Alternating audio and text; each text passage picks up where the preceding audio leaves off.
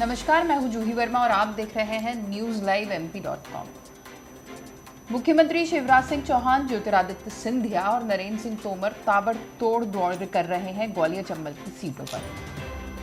कुछ ही वक्त पहले उनकी जो चुनाव प्रचार की सभाएं थी वो पोहरी विधानसभा क्षेत्र और उसके आसपास के कुछ विधानसभा क्षेत्रों में थी। एक खास बात है कि ये तिकड़ी जहां भी जा रही है फिलहाल चुनाव प्रचार के लिए, वहां किसी न किसी तरह का विरोध, नारेबाजी इनको सहन करना ही पड़ रहा है। या तो ये किसी वर्ग की नाराजगी उभर कर वहां पे सामने आती है, या कभी कांग्रेस के कार्यकर्ता वहां पर नाक में दम करने पहुंच जाते हैं। कहने का मतलब साफ है कि इतना आसान नहीं है चुनाव प्रचार करना इन तीनों के लिए भी। एक क्षेत्र के मुख्यमंत्री हैं, एक केंद्रीय मंत्री हैं और एक राज्यसभा के सांसद हैं और उस पर्टिकुलर क्षेत्र के महाराज भी हैं। फिर भी उनकी नाक में दम कर देते हैं कुछ मुट्ठी भर लोग कभी वहां पहुंचकर, या कभी इतनी बड़ी तादाद में होते हैं कि मंच से भाषण रोक कर इनमें से किसी को नीचे आना पड़ता है और बातचीत करनी पड़ती है। ऐसा ही नज़ारा दिखाई दिया पोहरी विधानसभा सीट पर, जहां पर कुछ छात्र पहुंचे, जोरदार नारेबाजी शुरू कर दी। नारेबाजी इतनी तेज थी कि जो भाषण चल रहे थे लाउड स्पीकर से सुनाई दी जाने चाहिए थे, उसकी आवाज़ें तक दब गई। ज्योतिरादित्य सिंधिया, मुख्यमंत्री शिवराज सिंह चौहान यहाँ पर संबोधन देने वाले थे, लेकिन उन्हें अपना काम बीच में रोककर पहले उन प्रदर्शनकारियों के बीच जाना पड़ा और उनसे बात करनी पड़ी। तो कौन थे ये प्रदर्शनकारी? ये प्रदर्शनकारी थे ओबीसी वर्ग के छात्र और कुछ और लोग जो इसी वर्ग को बिलोंग करते हैं और जो अपनी मांगों को लेकर इस सभा में पहुंच गए थे और जोरदार हंगामा किया, नारेबाजी की, जिसका नतीजा ये हुआ कि ज्योतिरादित्य सिंधिया खुद मंच छोड़कर नीचे आए और उन लोगों से बातचीत की। लेकिन ये लोग डरे नहीं। महाराज उनके सामने खड़े थे, राज्यसभा सांसद ज्योतिरादित्य सिंधिया उनके सामने खड़े थे, लेकिन ना आवाज कपकपाई, ना नारेबाजी का शोर थमा। खुद ज्योतिरादित्य सिंधिया को रिक्वेस्ट करनी पड़ी कि बताइए आप लोगों की मांगे क्या है, क्यों ये प्रदर्शन हो रहा है।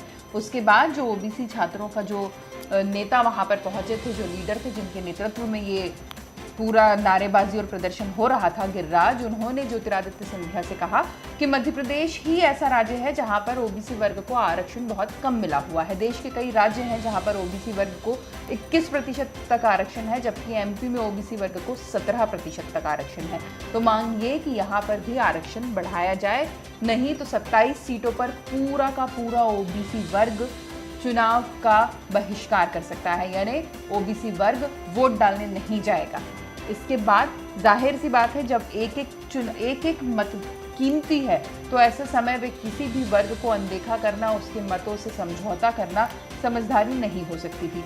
इसलिए सिंधिया जी ने उनकी बात सुनी और उन्हें आश्वासन दिया कि जो वो चाहते हैं वो ज़रूर होगा। सिर्फ सिंधिया जी ही नहीं, शिवराज सिंह चौहान से भी ने भी उनसे मुलाकात की और उनकी मांगों पर विचार करने और उन्हें पूरा करने का आश्वासन भी दिया है, वो भी चुनाव से पहले।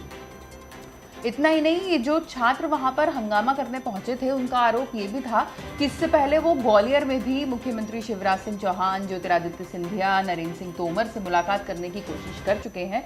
लेकिन जब भी उनसे मुलाकात करने की कोशिश की गई, पुलिस ने उन्हें गिरफ्तार करके ले गई और फिर बाद में वापस छोड़ दिया उनके जाने के बाद, लेकिन उनसे मुलाकात नहीं करने दी गई। शायद अगर ग्वालियर में मुलाकात हो जाती तो ऐसी किसी आम सभा में ऐसे विरोध प्रदर्शन की नौबत नहीं आती। बहरहाल वोट बचाने के लिए सीएम शिवराज सिंह चौहान ने भी उन्हें यही आश्वासन दिया है कि उनकी मांगें पूरी होंगी। ओबीसी वर्ग का आरक्षण जो है वो मध्य प्रदेश में भी बढ़ाया जाएगा। अब देखना यह है कि ये कोरा आश्वासन साबित होता है, ये चुनाव से पहले सीएम इस बारे में कुछ ऐलान करते हैं।